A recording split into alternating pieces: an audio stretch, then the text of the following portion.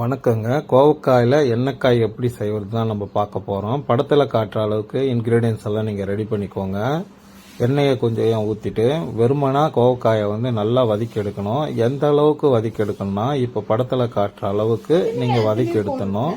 அப்புறம் ஒரு கடாயில் எண்ணெய் தேவையான அளவுக்கு எண்ணெய் ஊற்றி கடுகை போடணும். காஞ்சதுக்கப்புறம் கடுகை போட்டுட்டு நீங்கள் கேஸ் ஸ்டவ்வை சிம்பிளில் வச்சுக்கோங்க. சிம்பிளில் வச்சுட்டு அதுக்கப்புறம் நம்ம சோம்பு, பட்டை, லவங்கப்பூ, ஏலக்காய் இருந்தால் ஏலக்காய் இது எல்லாமே போடுங்க. இது எல்லாமே பொரிஞ்சதுக்கப்புறம் பிரியாணி இலை ஆட் பண்ணுங்க. பிரியாணி இலை ஆட் பண்ணி முடிச்சதுக்கப்புறம் வெங்காயம் போடுங்க. வெங்காயம் கண்டிப்பாக ப்ரௌனிஷாக வதங்கணும். கூடவே கொஞ்சம் மஞ்சத்தூள் தேவையான அளவுக்கு ஆட் பண்ணிக்கோங்க.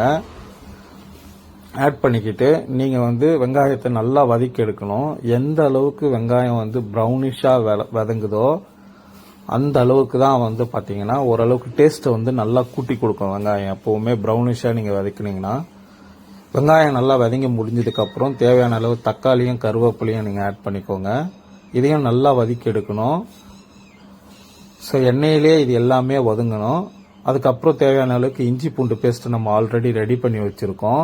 அதை ஆட் பண்ணணும். ஆட் பண்ணிவிட்டு சிம்பிளில் வைக்கணுங்க. கேஸ் ஸ்டவ் சிம்பிளில் வச்சுட்டு தான் நீங்கள் கிண்டணும். அப்படி இல்லைன்னா உங்களுக்கு வானலில் அடி பிடிச்சிரும்.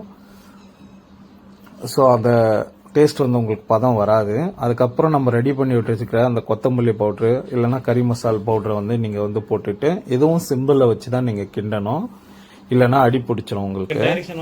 இது எல்லாமே முடிச்சதுக்கு அப்புறம் நீங்க நம்ம ஆல்ரெடி நல்லா எண்ணெயில மட்டும் வதக்கி வச்சிருக்கிற அந்த கோவக்காயை எடுத்து இதுல போட்டு திரும்பவும் வதக்க ஸ்டார்ட் பண்ணணும். திரும்பவும் நம்ம நல்லா வதக்கி எடுக்கணும். இந்த மாதிரி நல்லா வதங்கினதுக்கு அப்புறம் நீங்க தேவையான அளவுக்கு உப்பும் மிளகாய் தூளும் ஆட் பண்ணணும். தேவையான அளவுக்கு தண்ணி ஆட் பண்ணி நீங்க கேஸ் ஸ்டவ்வை இப்போ ஃபுல் ஃப்ளேம்ல வைக்கணும். வச்சு கொதிக்க விடணும். கோவக்காய் புளி தேவையான அளவுக்கு ஊற வைக்கணும். புளி எந்த அளவுக்குன்னா கத்திரிக்காவுக்கு நம்ம எந்த அளவுக்கு ஊற வைப்போமோ அந்த அளவுக்கு கொஞ்சம் அதிகமாகவே ஆட் பண்ணணும். அப்போதான் உங்களுக்கு அந்த கசப்பு தன்மை இருக்காது.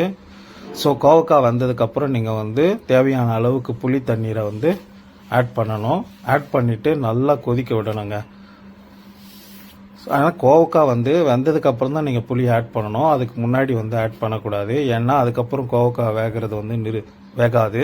ஸோ அதுக்கு நீங்கள் ஃபைனலாக இறக்கிறதுக்கு முன்னாடி கொஞ்சோண்டு கருவேப்பிலை தேவையான அளவுக்கு கொத்தமல்லி ஆட் பண்ணி நீங்கள் இறக்கிக்கோங்க. சுவையான ஒரு எண்ணெய்க்காய் கோவக்காய் ரெடி ஆகிடும். Please subscribe this channel.